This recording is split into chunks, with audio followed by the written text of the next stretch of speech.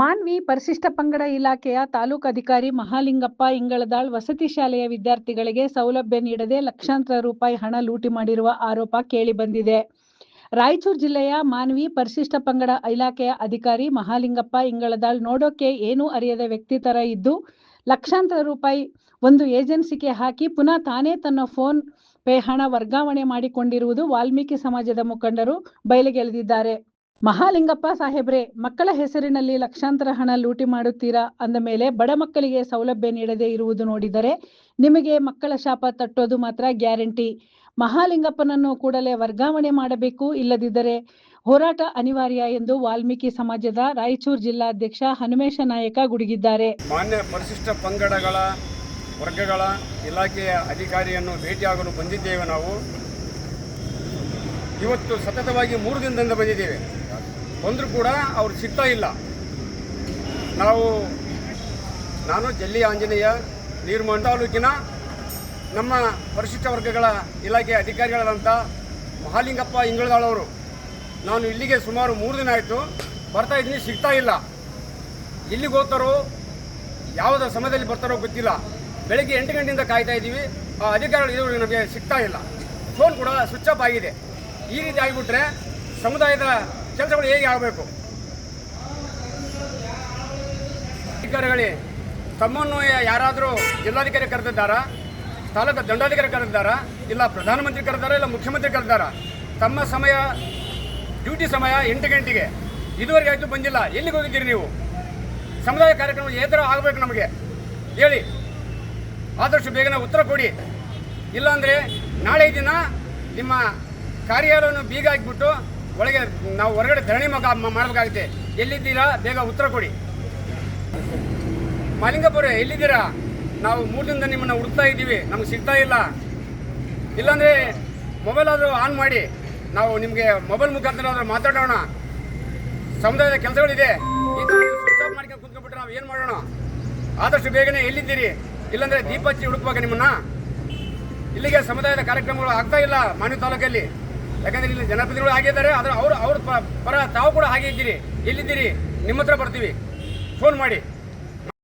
ತಾಲೂಕಾ ಪರಿಶಿಷ್ಟ ಕಲ್ಯಾಣಾಧಿಕಾರಿಗಳಾದಂಥ ಮಹಾಲಿಂಗಪ್ಪ ಇಂಗಳದಾಳ್ ಇವರ ಮಾಡಿದಂಥ ಒಂದು ಭ್ರಷ್ಟಾಚಾರ ಇವತ್ತು ದಾಖಲೆತ್ತಿ ಸಮೇತವಾಗಿ ಬಯಲಿಗೆಳೆದಿದ್ದು, ಅದೇ ರೀತಿಯಾಗಿ ಅವರು ಮಾಡಿದಂಥ ದಾಖಲಾತಿಗಳನ್ನು ಹೋಗಿ ಮೇಲಧಿಕಾರಿಗಳಿಗೆ ಈ ರೀತಿ ಅವ್ಯವಹಾರ ನಡೆದಿದೆ.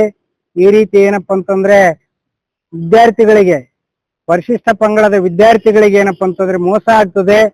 ಇದು ಎಲ್ಲ ಗೌರ್ಮೆಂಟ್ ದುಡ್ಡು ಈ ರೀತಿಯಾಗಿ ಬೇರೆ ಬೇರೆಯವರ ಒಂದು ಅಕೌಂಟ್ಗಳಿಗೆ ಟ್ರಾನ್ಸ್ಫರ್ ಮಾಡಿ ಆ ಮಂತ್ರ ಮತ್ತು ತಮ್ಮ ಅವರಿಂದ ವೈಯಕ್ತಿಕವಾಗಿ ತಮ್ಮ ಅಕೌಂಟಿಗನ್ನ ಹಾಕಿಸ್ಕೊಂಡು ಇದೇ ರೀತಿಯಾಗಿ ದುರ್ಬಳಕೆ ಮಾಡಿ ಹಲವಾರು ಏನಪ್ಪ ಅಂತಂದ್ರೆ ಹಗರಣಗಳು ಆತನ ಮೇಲೆ ಇವೆ. ಈಗ ಸುಮಾರು 20 ರಿಂದ 30 ಲಕ್ಷ ರೂಪಾಯಿ ಹಣವನ್ನು ಈ ರೀತಿಯಾಗಿ ಪೋಲ್ ಮಾಡಿ ಸರ್ಕಾರದಿಂದ ಬಡ ಮಕ್ಕಳಿಗೆ ಬಂದಂತ ಏನಪ್ಪ ಅಂತಂದ್ರೆ ಈ ಹಣವನ್ನು ಇವತ್ತು ಈ ರೀತಿಯಾಗಿ ಮಾಡಿದ್ರೆ ಆ ಮಕ್ಕಳು ಎಲ್ಲಿ ಹೋಗ್ಬೇಕು? ಇವತ್ತು ಬಡಬಗ್ಗರು ಮಕ್ಕಳು ಹಾಸ್ಟೆಲ್ದಲ್ಲಿ ಓದಿಸ್ಬೇಕು, ತಮ್ಮ ಕೈಲಿ ಓದಿಸೋದು ಆಗಲಾರ್ದ ಹಾಸ್ಟೆಲ್ದಲ್ಲಿ ಓದಿಸ್ಬೇಕು, ನಮ್ಮ ಮಕ್ಕಳನ್ನ ವಿದ್ಯಾವಂತರನ್ನ ಮಾಡಬೇಕು, ನಾವು ಬಡವರಿದ್ದೀವಿ ಅಂತ ಹೇಳಿ ಕೇಸಿ ಇವತ್ತು ಹಾಸ್ಟೆಲಲ್ಲಿ ಬಿಟ್ರೆ ಇವರು ಏನಪ್ಪ ಅಂತಂದ್ರೆ ತಾಲೂಕಾ ಸಮಾಜ ಕಲ್ಯಾಣ ಅಧಿಕಾರಿಗಳಾದಂತ ಮಹಾಲಿಂಗಪ್ಪನವರು ಏನಪ್ಪ ಅಂತಂದ್ರೆ ಇಂಥ ಅವ್ಯವಹಾರದಲ್ಲಿ ತೊಡಗಿ ಈ ಮಕ್ಕಳನ್ನು ಸಂಪೂರ್ಣವಾಗಿ ನಿಷ್ಕ್ರಿಯವಾಗಿ, ಅಂದ್ರೆ ಇಲ್ಲಿ ಸವಲತ್ತು ಇಲ್ಲ, ಯಾವುದು ಬುಕ್ಸ್ ಇಲ್ಲ, ಯಾವುದು ಸರಿಯಾಗಿ ರೀತಿಯಿಂದ ಊಟ ಇಲ್ಲ, ಯಾವುದು ಕಂಪ್ಯೂಟರ್ ವ್ಯವಸ್ಥೆ ಇಲ್ಲ, ಬುಕ್ಗಳ ವ್ಯವಸ್ಥೆ ಇಲ್ಲ, ಇವು ಎಲ್ಲವನ್ನು ಏನಪ್ಪ ಅಂತಂದ್ರೆ ಬಂದಂತ ದುಡ್ಡು ಏನಪ್ಪ ಅಂದ್ರೆ ದುರ್ಬಳಕೆ ಮಾಡಿಕೊಂಡು ರಜಾರೋಷವಾಗಿ ಮೆರೆಯುತ್ತಿರುವ ಇವರನ್ನು ಈ ಕೂಡಲೇ ತಕ್ಷಣ ಅಮಾನತ್ ಮಾಡಬೇಕು. ಈ ದುರ್ಬಳಕೆ ಆದಂತ ಹಣವನ್ನು ಪುನಃ ರೀತಿಯಾಗಿ ರಿಕವರಿ ಮಾಡಬೇಕು. ಅದು ಅಲ್ಲಿವರೆಗೆ ಏನಪ್ಪ ಅಂತಂದ್ರೆ ಎಲ್ಲಾ ಪ್ರಗತಿಪರ ಸಂಘಟನಾ ಮುಖಂಡರುಗಳು ಮತ್ತು ಬುದ್ಧಿಜೀವಿಗಳು ಎಲ್ಲರೂ ಒಂದು ಸುತ್ತಿನ ಮಾತುಕತೆಯನ್ನು ನಡೆಸಿ ನಿರಂತರವಾಗಿ ಏನಪ್ಪ ಅಂತಂದ್ರೆ ಇವ್ರ ಮೇಲೆ ಕ್ರಮ ಆಗುವವರೆಗೆ ಎಲ್ಲ ಹೋರಾಟ ಮಾಡ್ಬೇಕಂತ ಹೇಳಿ ಇನ್ನ ಸ್ವಲ್ಪ ದಿವಸದಲ್ಲಿ ನಿರ್ಧಾರ ಮಾಡಿ ಹಂತವಾಗಿ ಹೋರಾಟ ಮಾಡ್ಲಿಕ್ಕೆ ನಾವು ಹಿಂಜರಿಯುವುದಿಲ್ಲ. ಒಂದು ವೇಳೆ ಈ ನಾವು ಮಾಧ್ಯಮದ ಪ್ರಕಟಣೆಯನ್ನು ನೋಡಿ ಮೇಲಿನ ಅಧಿಕಾರಿಗಳಂತ ಇವತ್ತು CS ಆಗ್ಬೋದು, ಇವತ್ತು ಸಮಾಜ ಕಲ್ಯಾಣ ಅಧಿಕಾರಿಗಳಾಗ್ಬೋದು, ಈ ಕೂಡಲೇ ಎಚ್ಚೆತ್ತುಕೊಂಡು ಈ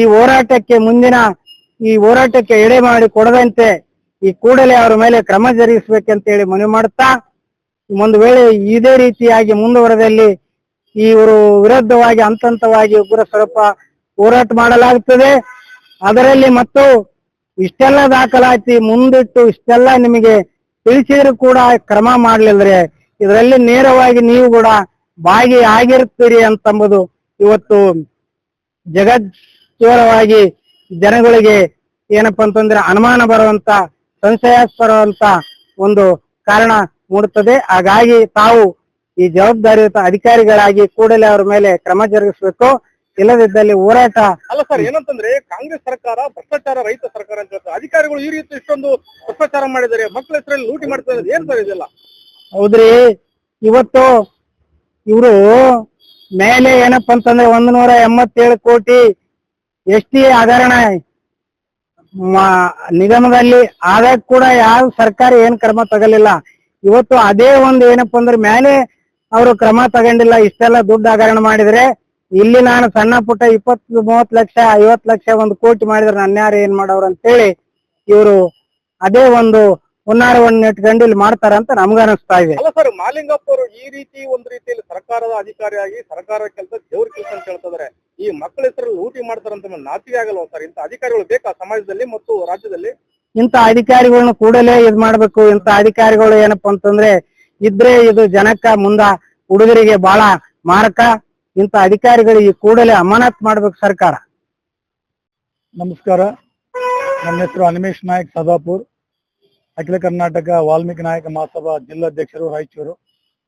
ಏನು ಇವತ್ತು ನಾವು ಸುಮಾರು ಡಿಸೆಂಬರ್ ತಿಂಗಳಿಂದ ಪರಿಶಿಷ್ಟ ಪಂಗಡ ಇಲಾಖೆಯ ಮಾಲಿಂಗಪ್ಪ ಇಂಗದಾಳ್ ತಾಲೂಕು ಅಧಿಕಾರಿಗಳಾದಂತ ಮಾಲಿಂಗಪ್ಪ ಇಂಗದಾಳ್ ವಿರುದ್ಧ 2022ರಿಂದ ಹಿಡಿದು ಏನೋ ಅವ್ರು ಜಾಯಿನ್ ಆದ ಒಂದು 2022ರಿಂದ ಇಲ್ಲಿವರೆಗೆ ಸಂಪೂರ್ಣ ಎಲ್ಲಾ ದಾಖಲಾತಿಗಳು ಎನ್ಕ್ವೈರಿ ಮಾಡಬೇಕು, ಪರಿಶೀಲನೆ ಮಾಡಿ ತಪ್ಪಿತಸ್ಥರ ವಿರುದ್ಧ ಸೂಕ್ತ ಕಾನೂನು ಕ್ರಮ ಜರುಗಿಸಿ ಅವರಿಗೆ ಕೂಡಲೇ ಅಮಾನತು ಮಾಡ್ಬೇಕಂತೇಳಿ ನಾವು ಡಿಸೆಂಬರ್ ತಿಂಗಳಿಂದ ನಮ್ಮ ಎಲ್ಲಾ ಸಂಘಟನೆಯ ಒಡನಾಡಿಗಳೊಂದಿಗೆ ಇವತ್ತು ನಾವು 6 ತಿಂಗಳಿಂದ ಹೋರಾಟ ಮಾಡ್ಕೊಂತ ಬರ್ತಿದ್ದೀವಿ. ಬಂಧುಗಳು, ಇವತ್ತು ಏನಾಗಿದಪ್ಪ ಅಂತಂದ್ರೆ ಮಾಲಿಂಗಪ್ಪ ಇಂಗದಾಳ್ ಅವರು ಏನು ಮಾನವಿಯಲ್ಲಿ ಪರಿಶಿಷ್ಟ ಪಂಗಡದಲ್ಲಿ ಕಂಡಂಗ ಅವ್ಯವಹಾರ ಮಾಡಿದ್ದಾರೆ. ಯಾವ ತರ ವ್ಯವಹಾರ ಮಾಡಿದಾರೆ ಅಂದ್ರೆ ಅದಕ್ಕೆ ಯಾರು ಹೇಳೋರಿಲ್ಲ ಕೇಳೋರಿಲ್ಲ, ಯಾರು ಏನು ಮಾಡ್ಕೊಂಬಂಗಿಲ್ಲ ಮೂಲದಲ್ಲಿ ರಾಜರೋಷವಾಗಿ ತನಗೆ ಯಾರಿಗೆ ಅನುಕೂಲ ಇದಾರೆ ಅವ್ರಿಗೆಲ್ಲ ಅನುಕೂಲ ಇದ್ದಂಥವರಿಗೆ ಇವತ್ತು ಕಂಡವರಿಗೆ ಅಮೌಂಟ್ ಅನ್ನು ಟ್ರಾನ್ಸ್ಫರ್ ಮಾಡೋದು, ಇಲ್ಲ ತಮಗ್ ಬೇಕಿದ್ದಂತ ಸಂಬಂಧಿಕರಿಗೆ, ಇಲ್ಲ ತನಗ್ ಬೇಕಿದ್ದಂತ ಕೆಲವು ತನ್ನ ಮಾತು ಕೇಳ್ತಕ್ಕಂಥ ಕೆಲವು ಚೇಲಗಳಿಗೆ ಅವ್ರ ಫಾರಂಗಳಿಗೆ ದುಡ್ಡು ಟ್ರಾನ್ಸ್ಫರ್ ಹೊಡೆಯೋದು, ಅವ್ರಿಗೆ ಯಾವ ತಮ್ಮ ಮಾತು ಕೇಳ್ತಾರೆ ಅವ್ರಿಗೆ ಕೆಲಸಗಳನ್ನು ಕೊಡೋದು, ಫಾರಂಗಳಿಗೆ ದುಡ್ಡು ಟ್ರಾನ್ಸ್ಫರ್ ಮಾಡಿದ್ದಾರೆ. ಅದಲ್ಲ ಅಂತೇಳಿ ವೈಯಕ್ತಿಕ ಅಕೌಂಟ್ಗಳಿಗೆ ದುಡ್ಡುಗಳು ಟ್ರಾನ್ಸ್ಫರ್ ಮಾಡಿದ್ದಾರೆ. ಅದನ್ನೆಲ್ಲ ಎನ್ಕ್ವೈರಿ ಮಾಡಿ ಅದನ್ನ ಅಡಿಟಿಂಗ್ ಮಾಡಿಸಿ ಕೂಡಲೇ ಅವ್ರ ವಿರುದ್ಧ ಕ್ರಮಗೈಬೇಕಂತ ನಾವು 6 ತಿಂಗಳಿಗೆ ಓಡಾಡಕತ್ತೀವಿ. ಇದ್ರ ಬಗ್ಗೆ ಅಧಿಕಾರಿಗಳು ಮೀನಾಮೇಷ ಮಾಡೋದು ನೋಡಿದ್ರೆ ಇದರಲ್ಲಿ ಎಲ್ಲಾ ಅಧಿಕಾರಿಗಳು ಶಾಮಿಲ್ ಇದಾರೆ ಅಂತೇಳಿ ನಮಗ ಮೇಲ್ನೋಟಕ್ಕೆ ಕಂಡು ಬರ್ತದ. ಬಂಧುಗಳು, ಇವತ್ತು ನೋಡ್ರಿ ದಾಖಲಾತಿಗಳ ಸಮೇತ ನಮ್ಮ ಹತ್ರ ಇದಾವೆ. ಬ್ಯಾಂಕ್ ಸ್ಟೇಟ್ಮೆಂಟು, ಫೋನ್ ಪೇ ಯಾವ ಫೋನ್ಲಿಂದ ಯಾವ ಫೋನಿಗೆ ಟ್ರಾನ್ಸ್ಫರ್ ಆಗ್ಯಾವ, ಯಾರಿಂದ ಯಾರು ದುಡ್ಡು ಹಾಕ್ಸೋಣ, ಎಲ್ಲಾ ದಾಖಲಾತಿಗಳು ನಮ್ಮ ಹತ್ರ ಇದಾವ. ಇವೆಲ್ಲ ಸಂಬಂಧಪಟ್ಟ ದಾಖಲಾತಿಗಳನ್ನು ಪರಿಶಿಷ್ಟ ಪಂಗಡದ ಜಿಲ್ಲಾಧಿಕಾರಿಗಳಿಗೂ ಜಿಲ್ಲಾ ಪಂಚಾಯತ್ ಕಾರ್ಯನಿರ್ವಹಣಾ ಅಧಿಕಾರಿಗಳಿಗೂ ಆಮೇಲೆ ನಮ್ಮ ರಾಜ್ಯ ಪರಿಶಿಷ್ಟ ಪಂಗಡ ನಿರ್ದೇಶಕರಾದಂತ ಯೋಗೇಶ್ ಅವರಿಗೆ ಕೂಡ ನಾವು ಹೋಗಿ ದಾಖಲಾತಿಗಳು ಕೊಟ್ಟು ಬಂದಿವಿ. ಆದ್ರೂ ಕೂಡ ಅವ್ರ ವಿರುದ್ಧ ಏನು ಅವ್ರದೊಂದು ಭಯ ಇತ್ತು ಏನೇನು ಗೊತ್ತಿಲ್ಲ. ಎಲ್ಲಾರ ಆಫೀಸರ್ಗಳು ಅವರಿಗೆ ಒಂದು ಇಷ್ಟೆಲ್ಲ ಮಕ್ಕಳಿಗೆ ಏನು ಸರ್ಕಾರದಿಂದ ಬರ್ತಕ್ಕಂಥ ಇವತ್ತೇನು ಅನುದಾನ ಪರಿಶಿಷ್ಟ ಪಂಗಡದ ವಿದ್ಯಾರ್ಥಿಗಳಾಗಿರ್ಬೋದು, ಪರಿಶಿಷ್ಟ ಜಾತಿ ವಿದ್ಯಾರ್ಥಿಗಳಾಗಿರ್ಬೋದು, ಅವರು ಯಾವ ಉದ್ದೇಶ ಬಂದ್ರೆ ಅವ್ರು ಓದಿಬಿಟ್ಟು ಒಳ್ಳೆ ಉನ್ನತ ಸ್ಥಾನದಲ್ಲಿ ಬೆಳಿಲಿ ಅಂತೇಳಿ ಕೋಟ್ಯಾನುಗಟ್ಟಲೆ ಬಂದಂತ ಅನುದಾನವನ್ನು ಇವತ್ತು ಮಾಲಿಂಗಪ್ಪರು ತಮ್ಮ ಜೋಬಿಗೆ ಹಾಕುವಂತ ಕೆಲಸ ಮಾಡಿದ್ದಾರೆ. ಏನು ತನಿಖೆಗೆ ಬಂದಂತ ಅಧಿಕಾರಿಗಳನ್ನ ಬೆದರಿಕೆ ಹಾಕಿ ಆಫೀಸ್ಲಿಂದ ಓಡಿಸುವಂತ ಕೆಲಸ ಮಾಡ್ತಾರೆ. ಇವತ್ತು ಬಂದಿದ್ರು ಅವರು ತನಿಖೆ ಮಾಡ್ಬೇಕಂತ ಬಂದಾಗ ಮಾಲಿಂಗಪ್ಪ ಇಂಗದಾಳದವರು ಅವರು ಬಂದು ಆಫೀಸ್ ಮೇಲೆ ಗಟ್ಟಿರ್ತ ಸ್ಥಳಗಳಿಗೆ ಚಿಲ್ಲರಿ ನಮ್ದು ಬೇರೆ ಕೆಲಸ ಐತೆ, ನೀವ್ ಏನನ್ನ ತನಿಖೆ ಮಾಡಿಕೇರಿ, ಒಳ್ಳೆ ಆಫೀಸ್ನಾಗ ಇದೆ ನೋಡಿ ದಾಖಲಾತಿಗಳು ಅಂತ. ಆಫೀಸ್ನಲ್ಲಿ ದಾಖಲಾತಿಗೆ ಯಾರು ಕೊಡ್ಬೇಕು? ತಾನು ಅನ್ಯಾಯ ಮಾಡ್ಯಾನ, ತಾನು ಮೋಸ ಮಾಡ್ಯಾನ, ತಾನ್ ತಿಂದದಕ್ಕೆ ಗೊತ್ತಿರ್ತದೆ ಯಾವ ಆಫೀಸ್ನಾಗ ಏನು ಯಾವ ದಾಖಲಾತಿಗಳು ಕೊಡ್ಬೇಕಂತೇಳಿ. ಟಿವನ್ಗಳು ಕೊಡಕತ್ತದ, ಅಲ್ಲಿ ಕೆಲಸ ಮಾಡೋರು ಕೊಡಕತ್ತದ ದಾಖಲಾತಿಗಳನ್ನ. ಅಧಿಕಾರಿಗಳು ಬಂದಾಗ ಕೆಳಗಿಳಿದ ಕೇಸಿ ಇಲ್ಲರಿ ನಾನು ನೋಡಲ್ ಆಫೀಸರ್ ಆಗಿ ನನಗ ಕೂಡಿ ಪಂಚಾಯತಿಗೆ ನನಗ ನೇಮಕ ಮಾಡಿದರೆ, ನನ್ನ ಕೆಲಸ ಇದಾವೆ, ನೀವು ಏನನ್ನ ಎನ್ಕ್ವೈರಿ ಮಾಡಿಕೇರಿ, ಏನನ್ನ ತನಿಖೆ ಮಾಡ್ರಿ ಅಂತ ಹೇಳ್ಬಿಟ್ಟು ಅವ್ರ ಮೇಲೆ ದಬ್ಬಾಳಿಕೆ ಮಾಡಿ ಅವ್ರಿಗೆ ಬೈದ್ಬಿಟ್ಟು ವಾಪಸ್ ಕಳಿಸ್ತಾನ. ಇಲ್ಲ ಸರ್ ನೀವು ಬರ್ಲೇಬೇಕಂತ ಅವ್ರು ತನಿಖಾಧಿಕಾರಿ ಕೇಳಿದಾಗ ಬರ್ತೀನಿ 1 ತಾಸು ಟೈಮ್ ಕೊಡ್ರಿ ಅಂತ ಹೇಳಿ ಸುಮಾರು 7 ಗಂಟೆ ಅವ್ರನ್ನ ಕುಂದಿರ್ತಾನ ಆಫೀಸ್ನಾಗೆ. ಅವತ್ತು ನಾವು ಜೊತೆಗೆ ಎಲ್ಲರಿದ್ದೀವಿ. 7 ಗಂಟೆ ಆಫೀಸ್ನಾಗ ಕುಂದಿರ್ಸಿ 7 ಗಂಟೆ ಕೂಡ ಬರಲ್ಲ. ಆಮೇಲೆ ನಾವು ಮತ್ತೆ ರಿಪೀಟ್ ನಾವು ಫಾಲೋ ಅಪ್ ಮಾಡಿದಾಗ ಬೇರೆಯವ್ರಿಗೂ ನಮ್ಗೆ ಕಾಲ್ ಮಾಡಿಸ್ತಾನ, ದಯವಿಟ್ಟು ಸರಿ ಮಾಡ್ರಿ ಹೆಂಗನ ಮಾಡಿ, ಆಯ್ತು ಆಗಿ ಹೋಗ್ಬಿಡೋದು ಆಗಿದೆ ಅಂತ ಹೇಳಿ. ನಾವ್ ಇವಾಗ ನಮ್ಮ ಬೇಡಿಕೆ ಏನಪ್ಪಾ ಅಂತಂದ್ರೆ ಆಫೀಸ್ ಏನು ಪರಿಶಿಷ್ಟ ಪಂಗಡಕ್ಕೆ ಬರ್ತದೆ ಸಂಬಂಧಪಟ್ಟ ಎಲ್ಲಾ ಇಲ್ಲಿ ವಸತಿ ನಿಲಯಗಳಲ್ಲಿ ಎಲ್ಲ ವಲಸೆ ಹೋಗ್ಬಿಡೋದು. ಇವತ್ತು ಕುಡಿಯೋ ನೀರಿಂದ ವ್ಯವಸ್ಥೆ ಇಲ್ಲ, ಶೌಚಾಲಯಗಳ ವ್ಯವಸ್ಥೆ ಇಲ್ಲ, ಶೌಚಾಲಯಗಳಿಗೆ ಡೋರ್ ಇಲ್ಲ, ಕಿಟಕಿಗಳಿಲ್ಲ, ಗ್ರಂಥಾಲಯಗಳಲ್ಲಿ ಒಂದು ಬುಕ್ಸ್ ಇಲ್ಲ, ಗ್ರಂಥಾಲಯ ನೋಡಕ್ ಮಾತ್ರ ಗ್ರಂಥಗಳು ಸುಮಾರು 15-16 ಕಂಪ್ಯೂಟರ್ಗಳಿದೆಯಪ್ಪ ಅಂದ್ರೆ ಒಂದೊಂದಕ್ಕೆ ಅದು ಕಂಪ್ಯೂಟರ್ಗೆ ಸಂಬಂಧಪಟ್ಟ ವಸ್ತುಗಳಿಲ್ಲ. ಕೀಬೋರ್ಡ್ ಇದ್ರೆ ಮೌಸ್ ಇಲ್ಲ, ಮೌಸ್ ಇದ್ರೆ CPU ಇಲ್ಲ, ಒಂದದಕ್ಕೆ ಮಾನಿಟರೇ ಇಲ್ಲ. ಕೆಲವು ಇನ್ನ SLC ಮಕ್ಕಳು ಏನೋ ಸಮಸ್ಯೆ ಅಂತ ಫೋನ್ ಮಾಡಿದಾಗ ನಾನು ಹೋಗಿ ಅಲ್ಲಿ ಮಕ್ಕಳಿಗೆ ಕೇಳಿದೀನಿ. ಆ ಮಕ್ಕಳಿಗೆ ಹೇಳ್ತಾನಂತ ಮೇಲೆ ಫೋನ್ ಮಾಡಿ ಹೊಡಿತಿಲ್ಲ ಅಂತ ಹೇಳ್ತಾನೆ. ಗಿಲಿಕ್ಸ್ ಹುಡುಗ ಬೇಕಾದ್ರೆ ಹೋಗಿ ಎನ್ಕ್ವೈರಿ ಮಾಡ್ಬೋದು.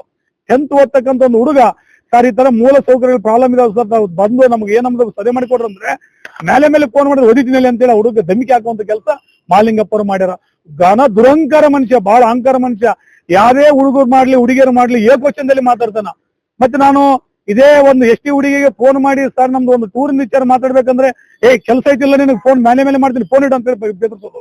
ಬಟ್ ಯಾರೇ ಅಧಿಕಾರಿಗಳು ಫೋನ್ ಮಾಡ್ಲಿ, ಒಬ್ಬ ವಾರ್ಡನ್ಗಳು ಫೋನ್ ಮಾಡ್ಲಿ ಏಕವಚನ ಮಾತಾಡೋದು, ಅವ್ರು ಬೆದರ್ಸೋದು, ನಿನಗೆ ಕಥೆನೇ ಬೇರೆ ಮಾಡ್ತೀನಿ ಅಂತ ಹೇಳೋದು.